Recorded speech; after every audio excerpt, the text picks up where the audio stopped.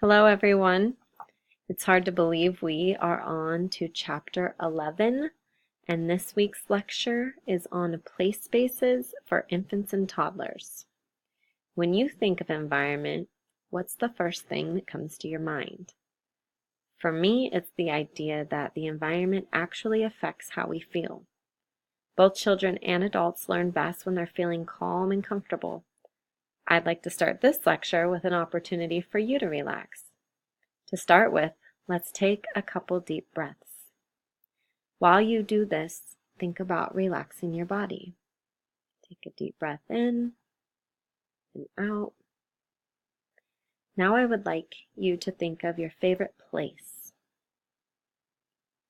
Somewhere you feel safe and secure. How does it look? Feel, smell, and sound. Think about how you feel when you're there. Hold on to the feelings and the descriptors you come up with. Now think about infants and toddlers in a child care setting. How many hours a day do the children spend there?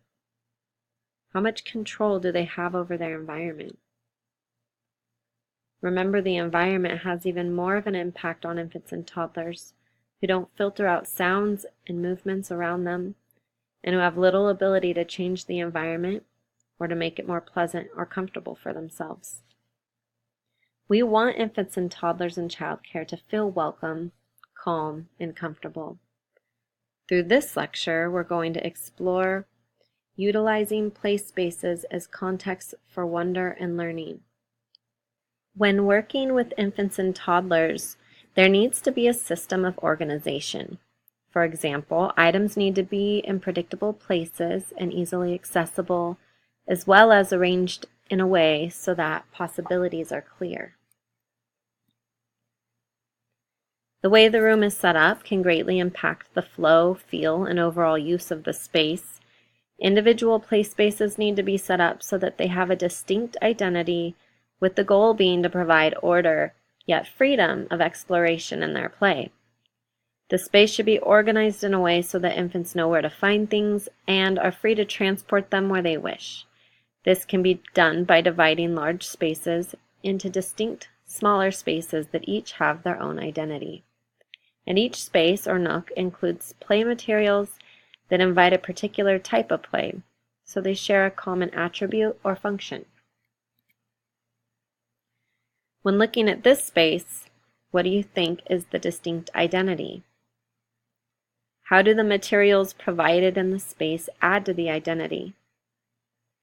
Is there a shared attribute or function here? What about this space? Are the materials set out in a way to provide clear possibilities of exploration? Name the identity of this space. As I move through the next couple slides, ask yourself what identity the space has. Notice how and where items are stored and set up. Take note of each smaller space or nook. Does it give order? Does it allow for exploration? Does it invite the infant or toddler to create their own order? Do the materials share a common attribute or function with the nook? What feeling or intent does it communicate? Environments speak. They communicate feelings and intent. Materials speak by posing possibilities and ideas of what might be experienced there. What is found in a play space motivates the child to explore and build new ideas and possibilities. It supports the child in relating one thing to another. How do these walls communicate? Walls and dividers are a powerful tool in sending messages about what type of learning may occur in the play that happens in that specific area. What message does this wall send? What experiences are possible here? Our text talks about provocations as using novel materials to provoke new direction, new possibilities for exploration, play, and learning. Looking at this picture, how does the arrangement of the materials draw infants' attention? How might this influence what infants do with materials that they may not have done if they had remained in the same basket they are used to finding them in? Figure-ground relationship refers to the use of items and space to communicate as well as set up provocations. Here we have another provocation utilizing animal figures and a corresponding book. Look closely at the intentional placement of the materials. How might this draw attention to specific attributes? This is a lovely dramatic play area. What draws your attention and why? What message does this communicate? How do you think this would make an infant or toddler feel when they enter this area? Something as simple as bringing out the baskets of food that are usually on the shelf and placing them with intention in a different place in order to draw the attention of the children can allow the children to notice and explore features and relationships that they may not have previously seen. The basic inventory consists of the materials in each play space that typically remain in a certain spot. As I mentioned before, when play spaces are set up so that they have their own identity, the space becomes a predictable home for a set of known objects. Novel additions are those materials that aren't typically found in an area and are set out with intention, which creates a provocation and provides an element of surprise, wonder, and prompts new investigation.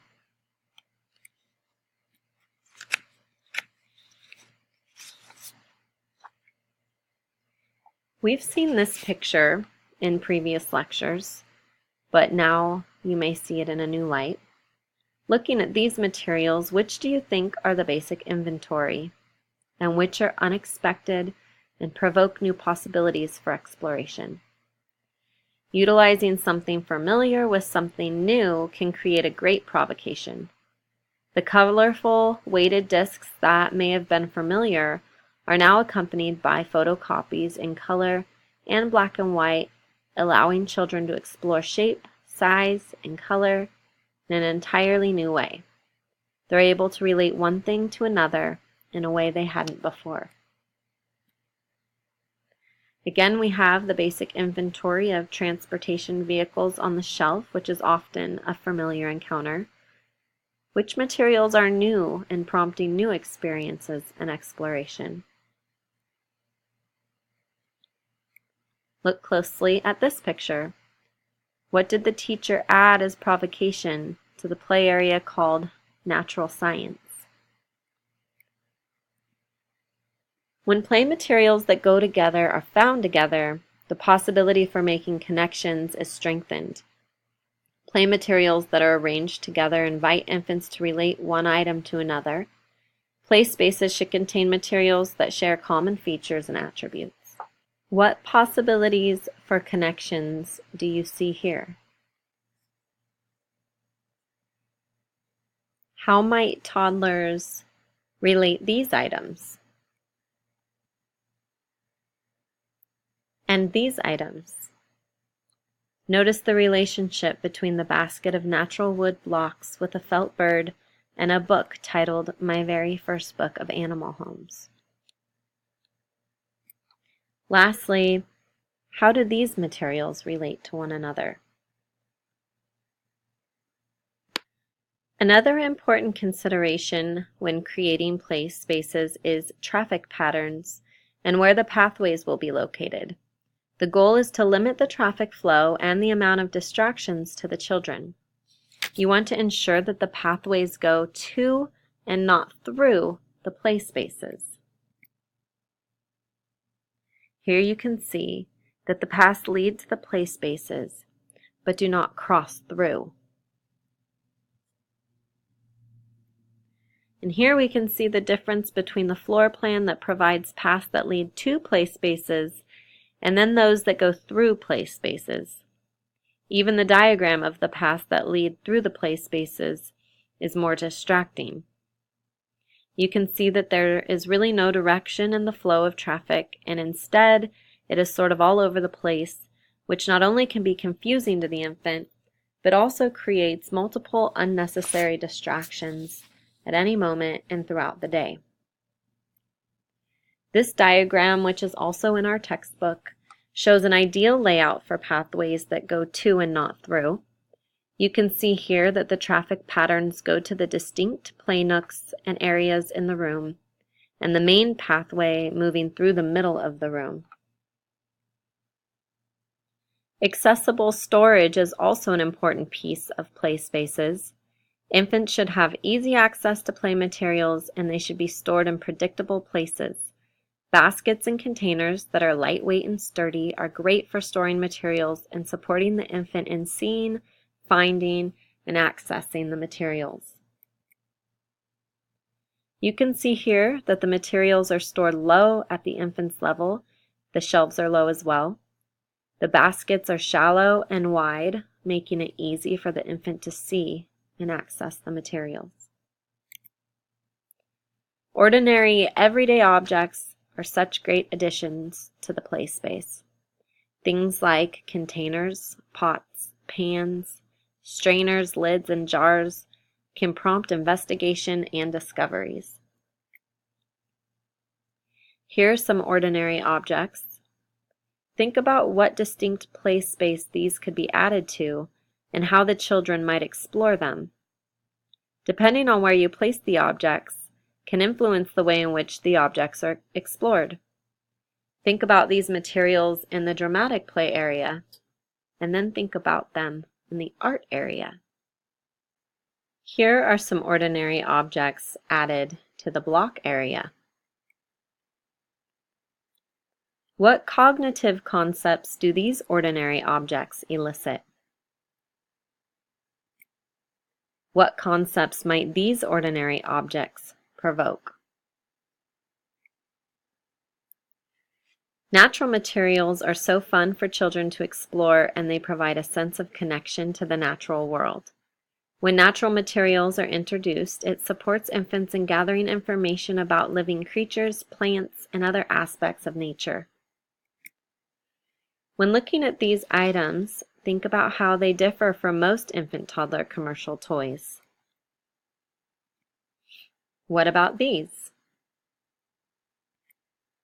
Lastly, look at this beautiful presentation of natural materials in the play space. They are using a shallow bamboo basket and have a gardening magazine to the side of it. A perfect example of incorporating nature into the classroom.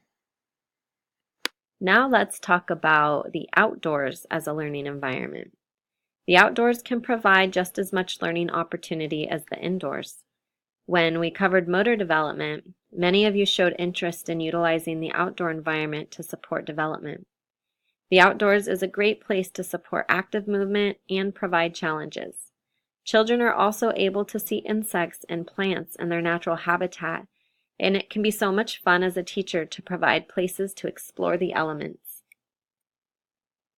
Most anything that can be done inside can be done outside as well. The same play spaces, for example, that are found inside can be made available outside. The same consideration regarding play spaces inside should be taken for outside play spaces.